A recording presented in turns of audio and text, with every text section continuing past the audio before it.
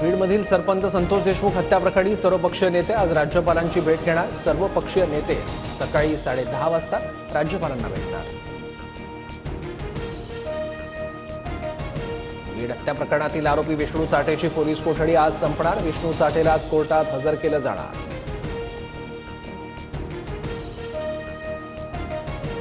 बीड हत्या प्रकरणातील आरोपी सुदर्शन घुलेसह 2 जणांचा कल्याण भिवंडीत हॉटेलमध्ये काम मिळवण्याचा प्रयत्न। फोटो पाहिल्यावर समजलं आरोपी वॉन्टेड, मात्र 10-15 मिनिटातच त्यांनी पळ काढला। हॉटेल मालकांची TV9 मराठीला माहिती। फरार असतानाचा आरोपी सुदर्शन घुलेचा फोटो समोर ओळख लपवण्यासाठी घुलेनं स्वतःच्या मिशा काढल्या, तर आरोपी सुधीर सांगळेनं टक्कल केलं होतं। खंडणीसाठी मंत्री धनंजय मुंडेंच्या बंगल्यावर बैठक। सुरेश धस यांचा खळबळजनक आरोप, माहिती खोटी ठरल्यास राजकारण सोडेन, धसांचं चॅलेंज। मुंडेंच्या राजीनाम्याचीही मागणी।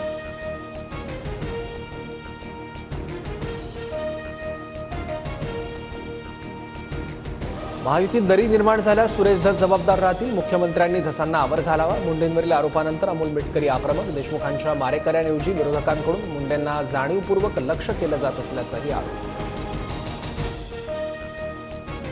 नागपूरच्या 12वीत शिकणाऱ्या सम्यक टेकडेला थेट नासाकडून निमंत्रण। सम्यकनं बनवला जगातील सर्वात लहान सॅटेलाइट। सम्यकच्या सॅटेलाइट डिझाईनची गिनीज बुक ऑफ रेकॉर्डमध्ये नोंद। भारताचा स्मार्टफोन बाजार 2025 पर्यंत $50 अब्ज पर्यंत विस्तारणार। काउंटरपॉइंट संस्थेकडून अहवाल जारी। भारतात स्मार्टफोनची सरासरी किंमत ₹25,700 होण्याची शक्यता।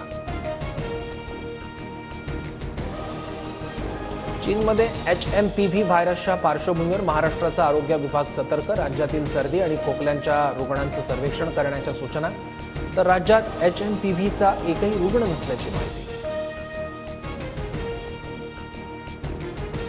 छत्तीसगडच्या बस्तरमध्ये